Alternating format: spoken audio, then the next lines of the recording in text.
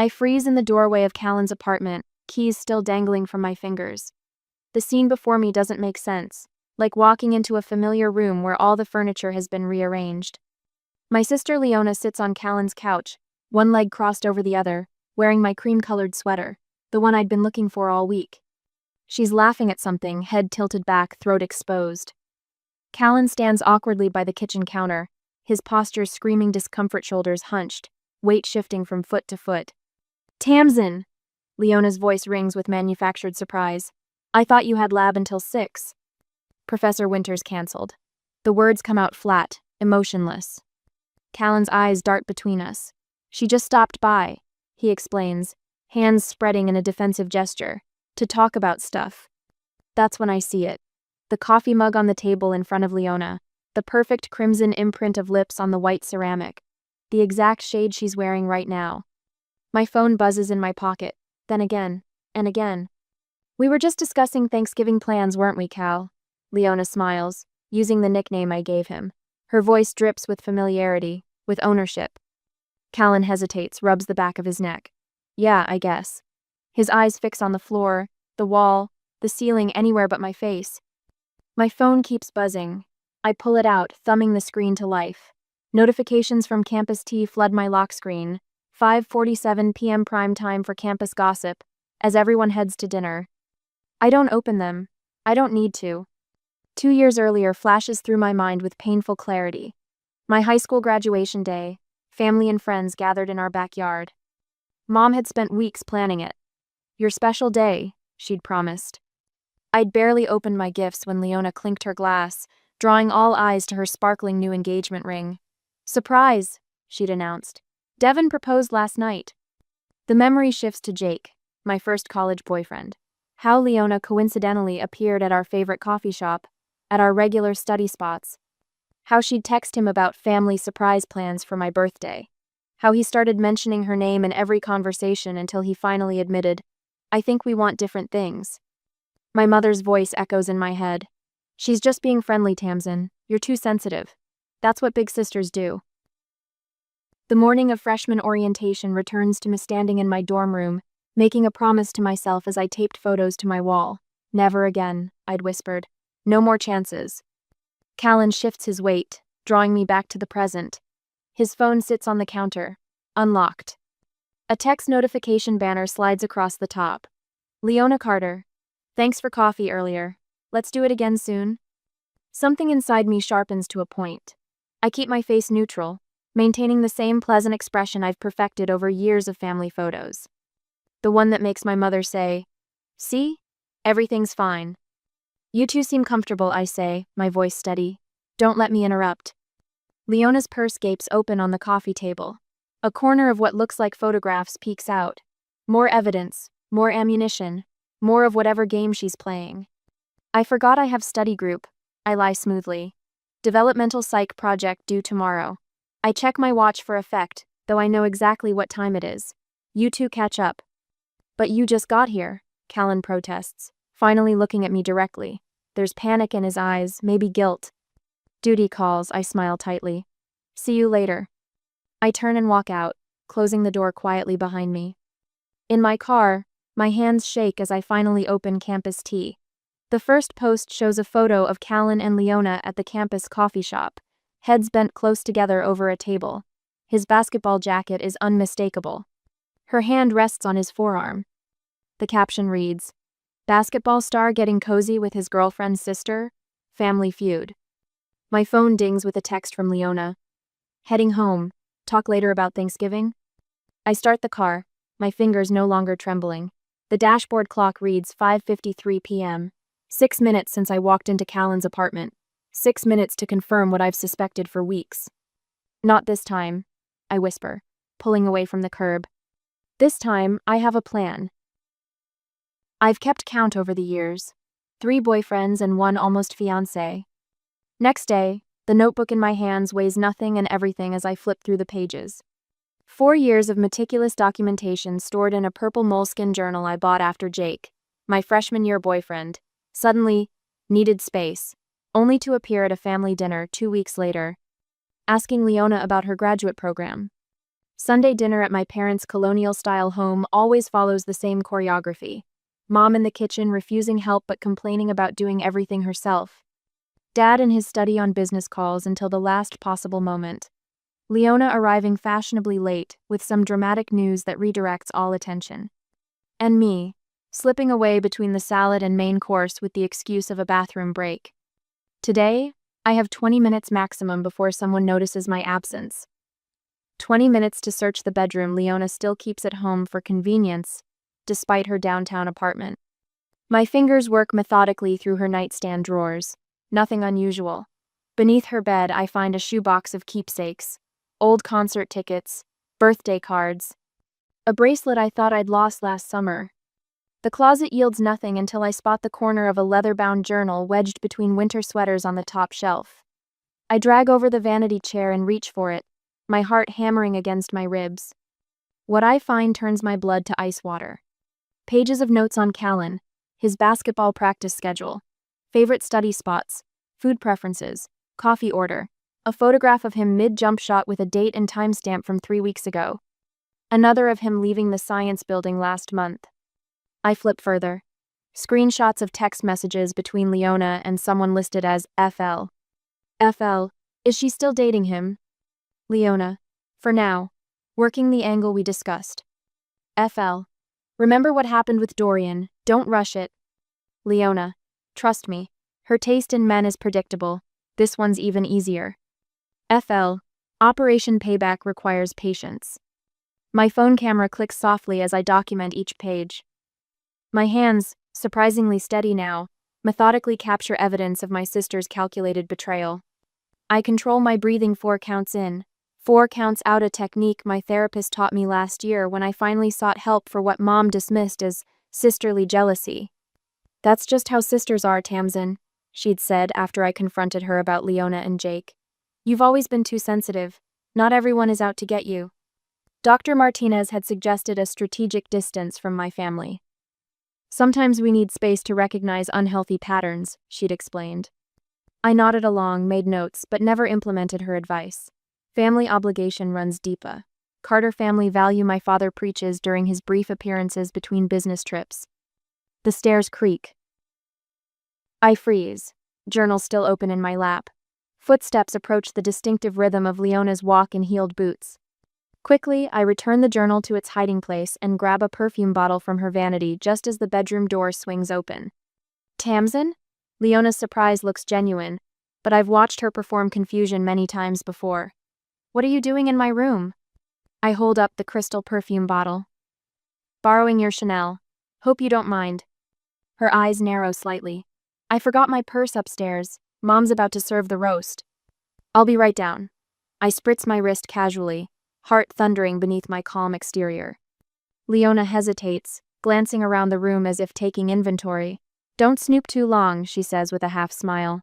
People might talk.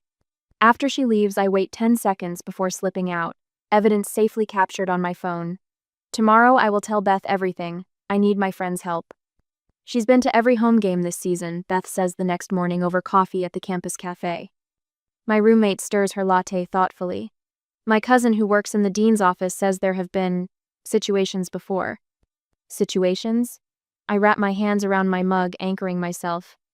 Beth leans forward. Complaints from other students. Nothing official, but enough whispers that people notice. I didn't want to say anything before because, well, she's your sister. What kind of complaints? The campus buzzes around us, students rushing to morning classes. Boundary issues, especially with athletes who are already in relationships. Beth tucks her blonde hair behind her ear. Jeremy from the basketball team warned me weeks ago that your sister had been hanging around practices talking to Callan. I think about Professor Winters, my psychology mentor, who had suggested my research project on familial manipulation patterns with unusual enthusiasm. This could be quite illuminating, Tamsin, she'd said, her eyes holding mine a beat too long. Had she known? That night in my dorm room, I download a recording app on my phone and test its range. If placed between books on a library table, it captures voices clearly from 6 feet away. I stare at my psychology textbook, a chapter on covert narcissism highlighted in yellow, and pick up my phone. Study session tomorrow? Library? Usual spot? I text Callan. His response comes immediately. Absolutely. 4 p.m.? I confirm and set down my phone, mentally mapping out tomorrow's strategy. I'll need to position my belongings carefully, making it natural to leave everything behind when I excuse myself to find a research paper. For a moment, doubt creeps in. The voice in my head sounds suspiciously like my mother's. You're overreacting. This is your sister. But then I see the evidence again: the journal, the photographs, the text messages about Operation Payback. My resolve hardens. This isn't about jealousy or competition. Something deeper, more calculated is happening, and I need to understand the full scope before confronting it. Evidence, not emotion. I whisper to myself, the mantra becoming a shield against the hurt threatening to crack my composure. I open my laptop and begin to plan. Next day, I spread my psychology textbooks across our usual table near the tall windows of Hartwell Library. Callan's basketball duffel sits under the chair across from me, his notes already scattered beside his open developmental psychology text. The late afternoon sun slants through the glass, illuminating dust motes that dance between us. Professor Winters wants 5 peer-reviewed sources, I say, highlighting a passage about familial manipulation patterns. Think we can finish before closing? Callan flips a page, his forehead creased in concentration. If we split the research. His eyes meet mine briefly before returning to his notes. You're better at finding the cognitive stuff anyway. I check my watch. 4:17. Leona's Tuesday comparative literature seminar ends at 4:30. She'll need at least 10 minutes to cross campus, probably stopping to chat with Professor Holloway about her thesis. That gives me a 20-minute window. I need to find that research paper on siblings and identity formation, I say, gathering my phone. The one by Dr. Harrison? It should be in the psychology journals section. Callan nods without looking up. I'll start on the methodology section. I weave between the towering shelves, breathing in the comforting smell of paper and binding glue. At the psychology section, I pause, waiting until an undergraduate with headphones shuffles past. Then I retrieve my phone, open the recording app, and slide it between 2 thick journals on attachment theory. I angle it carefully toward our table, visible only as a thin black edge between dusty spines. The timer on my watch reads 4:26. Perfect. I spend 15 minutes actually searching for Dr. Harrison's paper, finding it tucked in a bound journal from 2019. Then I take the long route back, circling through ancient philosophy to approach our table from behind the reference section.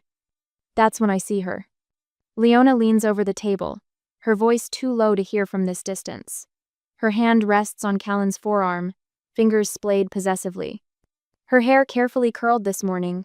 I'd noticed when she passed by the dorm falls forward as she bends closer. The yellow sundress she's wearing is new. I've never seen it before. Callan hasn't moved away, but his entire body radiates discomfort, his shoulders bunched toward his ears. His free hand grips his pen so tightly I can see the whitened knuckles from here. He stares fixedly at his textbook while she speaks, nodding mechanically. I duck behind the American history shelf, my heart hammering against my ribs. Through a gap between books, I watch them. Leona laughs softly at something, tossing her hair back in that practiced motion I've seen 1,000 times. Still, Callan doesn't pull away. For 10 excruciating minutes I observe them. Leona touches his shoulder, his hand, his arm-brief contacts that could be dismissed as friendly if you hadn't seen this pattern before. If you hadn't lost Jake Harris and Dorian Wells the same way. Finally, she glances at her watch and straightens. She says something that makes Callan nod, his relief visible even from my hiding spot. As she walks away, her fingers trail across his shoulders. I wait until she exits through the main doors, counting to 60 before emerging from the stacks. My hands don't shake, my breathing remains even. 2 years of psychology studies have taught me something about controlling physiological responses.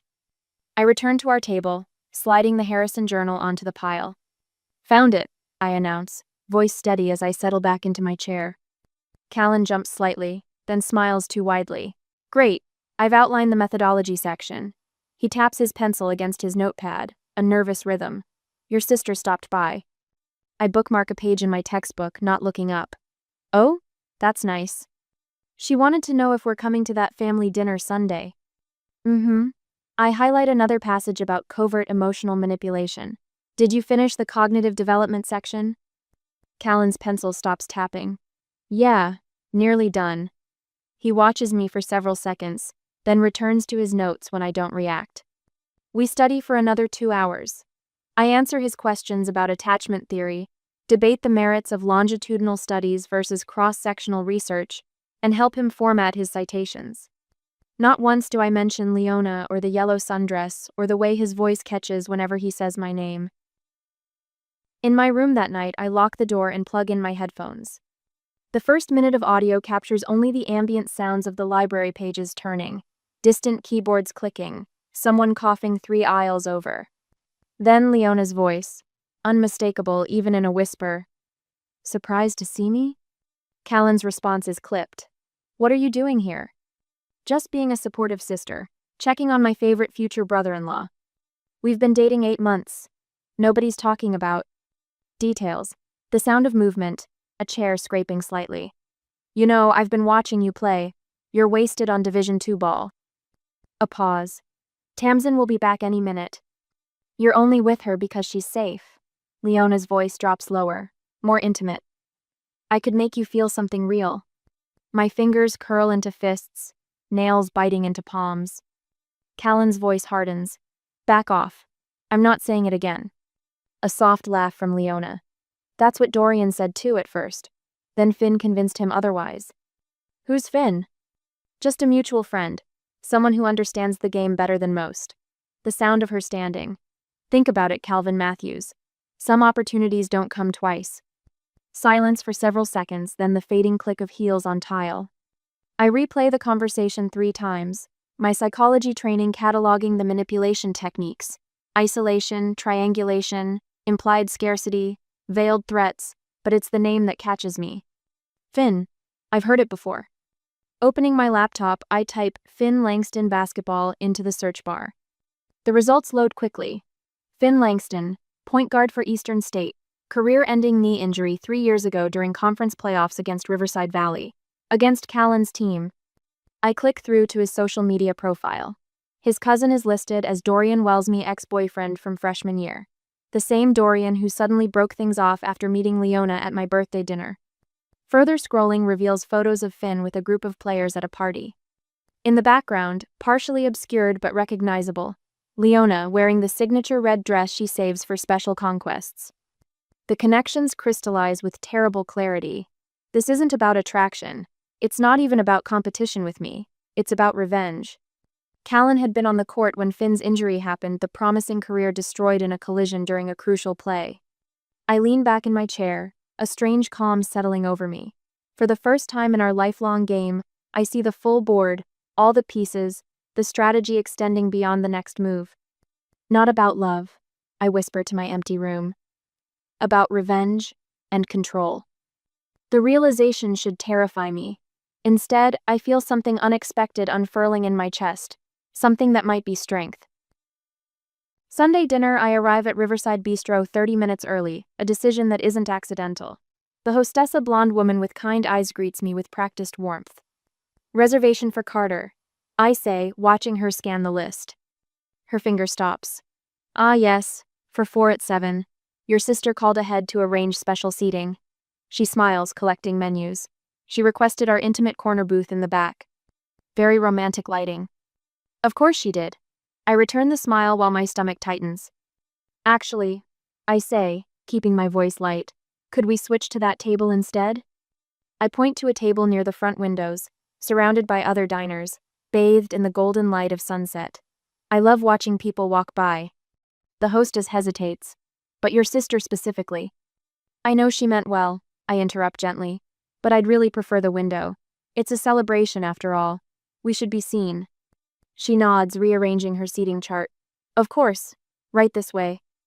I smooth my cream-colored dress, simple, elegant, deliberately understated, and follow her. The table is perfect.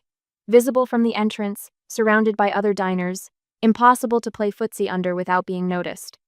I take the seat facing the door and wait, running through my mental checklist. Beth knows to arrive at 7:15 with a convincing story about accidentally spotting us. The teammates will follow at 7:20. My phone sits in my purse, primed to record. Callan arrives first, his tall frame made more imposing by the dark blue button-down that brings out his eyes. He leans down, pressing a kiss to my cheek that lingers a beat longer than usual. "You look beautiful," he says, his voice sincere. "Thank you." I squeeze his hand as he sits beside me rather than across. Another calculated move. "I still think we could have celebrated alone," he murmurs, close enough that I catch the mint on his breath. "Family is important to me," I reply, the practiced line floating out effortlessly. His eyes flicker. "Tamsin, about your sister." The restaurant door swings open, and conversation around us stutters to a momentary halt. Leona stands framed in the entrance, wearing a dress the color of fresh blood. It hugs every curve, the neckline plunging dangerously low, the hem stopping several inches above her knees. Her dark hair cascades over bare shoulders. The hostess leads her toward us. I note Callan's quick glance, instinctive, male before his eyes lock firmly back on my face. Points for effort. "Sorry I'm late," Leona announces, though she's precisely on time. She bends to hug me, her expensive perfume invading my space. Traffic was a nightmare. She takes the seat across from us, directly facing Callan. "Cal, congratulations again on the scholarship. Dad would have been here, but you know how his business trips are." "Thanks," Callan says, his posture stiff beside me. "It's not final yet." "But it will be," I add, letting my pride in him show genuinely. Coach Martinez practically guaranteed it. The server appears and we order drinks. I choose water with lemon, needing clarity. Leona orders a cosmopolitan, its color a perfect match for her dress. Not a coincidence. Conversation flows with practiced ease. Leona asks all the right questions about Callan's basketball season, his scholarship prospects, our summer plans. Anyone watching would see a supportive sister, interested in her siblings' relationship. I drop my napkin deliberately, bending to retrieve it. Under the table, Leona's foot rests between Callan's legs, her red heel dangling precariously from manicured toes. His knees are pressed tightly together, body angled away from her. I straighten, napkin recovered, expression unchanged. "Excuse me," I say, standing. "Restroom break." In the privacy of the hallway, I pull out my phone and text Beth. "Now." When I return, the dynamics have shifted. Leona leans forward, one hand touching Callan's wrist as she laughs at something. He withdraws his arm as I approach. "Tamsin!" A familiar voice calls from the entrance. Beth waves enthusiastically, as if spotting us is a delightful surprise.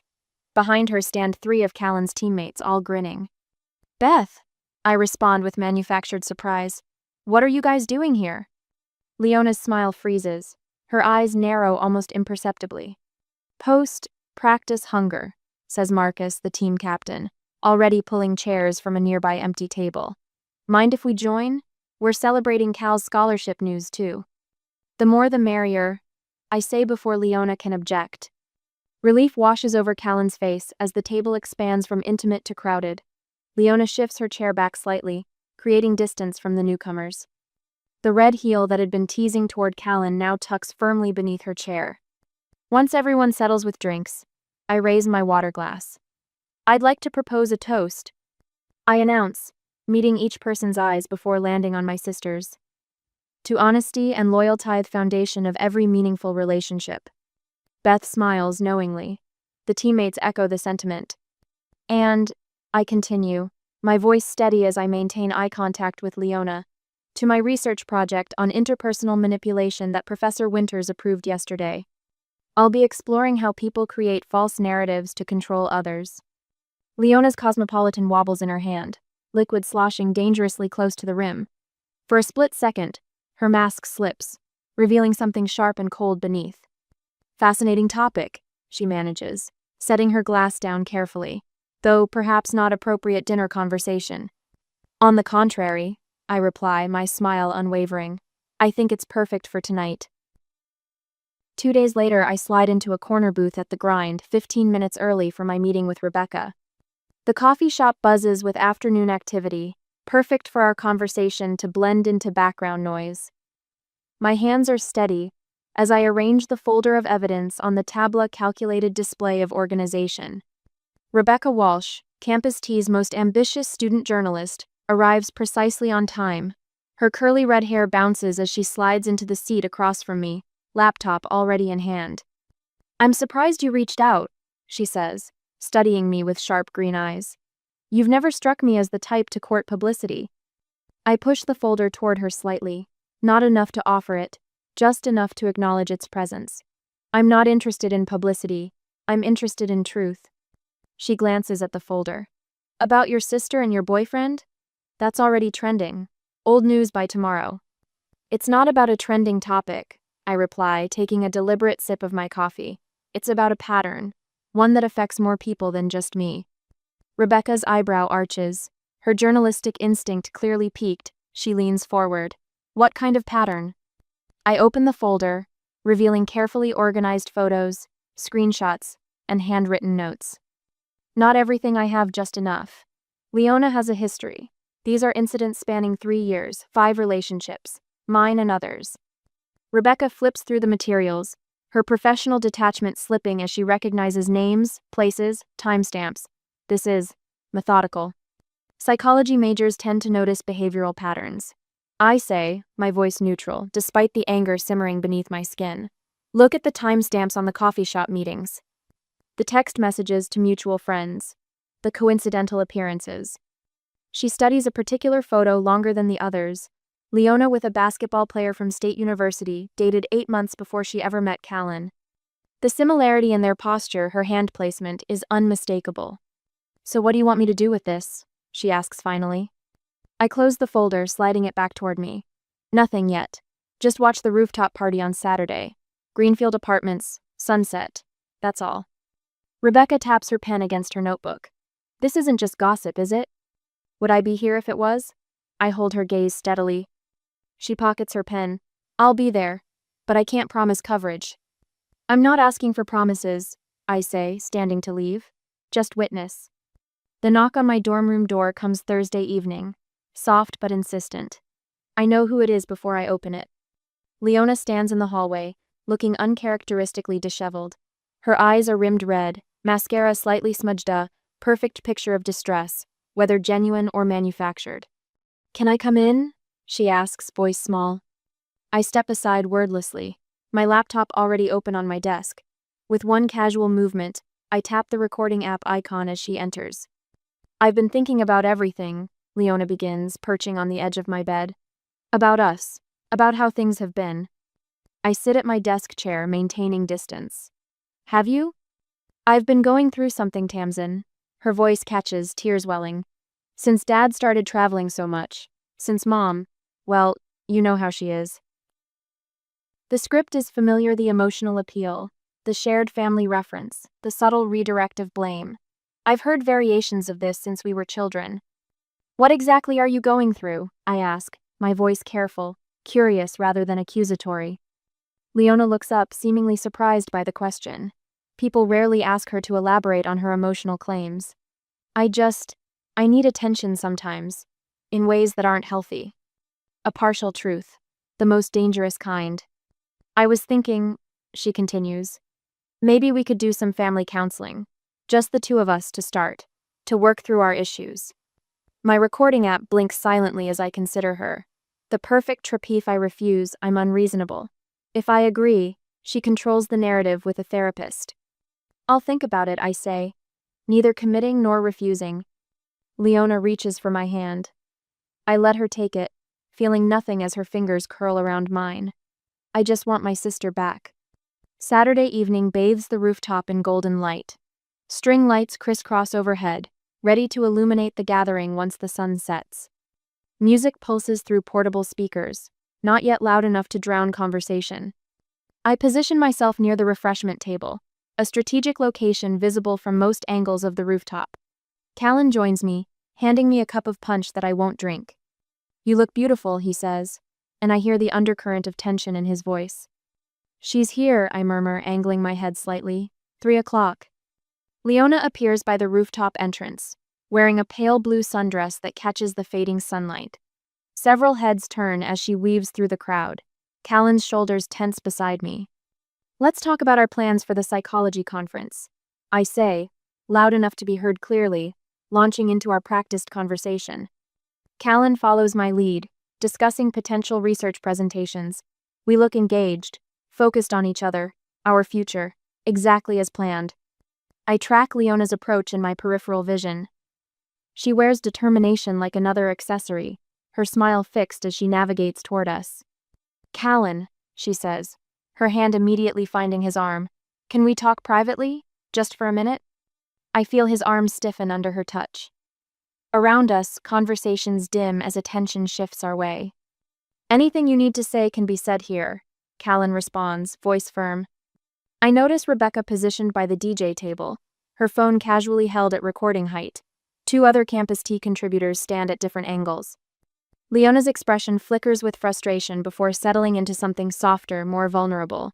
"Please, it's important." Before Callan can respond, Leona steps forward and kisses him. Her movement is fluid, practiced and perfectly timed as several phones aim our way, capturing the moment. Callan pushes her away immediately. "Have you lost your mind?" he demands, voice cutting through the sudden silence on the rooftop. Phones buzz all around us as notifications ping. Campus Tea's live update feature working exactly as intended. Rebecca captures everything, her expression professional despite the drama unfolding. I step forward, my voice steady and clear. "I think we're done here." Leona's face transitions from feigned passion to genuine shock as she registers the phones, the witnesses, the trap she walked into. For once, she has no script to follow. "You planned this," she whispers, comprehension dawning. I meet her eyes directly. "No, Leona. You did. I just made sure people were watching this time." 3 days later, I straighten my spine as I walk into the dean's office, manila folder tucked under my arm for the final notice. The weight of evidence inside feels substantial, weeks of documentation, screenshots, recordings, and witness statements. Not a revenge portfolio, but a pattern of behavior finally brought to light. "Miss Carter." Dean Reeves gestures to the chair across from her desk. "I've reviewed your submission thoroughly." Her office smells of coffee and old books. Behind her, framed degrees hang beside black and white photos of the campus from decades ago. I wonder how many family dramas these walls have witnessed. "Leona has been suspended pending further review," she says, folding her hands. "Her leadership positions with the Student Union and Honor Society have been revoked." I nod, something loosening in my chest. Not satisfaction exactly, more like verification. Reality finally aligning with truth. The Student Council issued this statement this morning. She slides a paper across her desk. I scan the carefully worded paragraph about standards of conduct and community trust. Diplomatic language masking the simple fact. My sister systematically targeted my boyfriend as part of a lifelong pattern. "What about your studies?" Dean Reeves asks, her voice softening. "I'm staying." The words come without hesitation. "I'm specializing in family dynamics. Professor Winters has agreed to supervise my research." 2 weeks later, I sit at my desk writing the hardest letter of my life. "Mom, I choose peace over pretense. For 22 years, I've smiled for family photos while ignoring what happened when cameras lowered. I can't do that anymore. I'm not cutting contact. I'm establishing boundaries." "Your daughter." "Tamsin." Dad calls that night the first real conversation we've had in years. His voice cracks when he says, "I should have seen it. I'm sorry, Tamsin." Weeks later, Tuesdays and Thursdays, I join 8 others in a campus meeting room. Siblings of manipulative family members, meets between the chess club and debate team. We speak truths there that would shatter family dinner tables. Callan and I walk the empty track field one evening, frost crunching beneath our shoes. "I should have told you sooner," he says, breath clouding in the cold air, "when she first showed up at practice." "Would I have believed you?" I ask. "Or would I have heard Mom's voice saying I was overreacting?" He takes my hand, his palm warm against mine. "How do we trust after this?" "Carefully," I answer, with our eyes open. The letter arrives from New Mexico 3 months later, Leona's flowing handwriting on the envelope. "You win. Maybe that's all I ever feared." I place it unopened on my desk, next to my mother's reluctant text acknowledging, for the first time, that perhaps she'd enabled a pattern. Graduation arrives like the final page of a chapter. My psychology honors medal feels substantial against my chest as I scan the audience. The empty chair where Leona might have sat. My parents, sitting slightly apart. Callan, who deferred his graduate school acceptance nearby, whistling as I cross the stage. Later, I stand outside the psychology building, where freshmen hurry past discussing that Hartwell sisters drama from last year. One girl says, "I can't believe she actually documented everything. So badass." I smile as they pass, no longer defined by that story. That night, I place Leona's unopened letter in a wooden box beside my psychology honors medal. I run my fingers over both before closing the lid with gentle firmness. Some sisters share clothes, others share lessons. I've learned mine,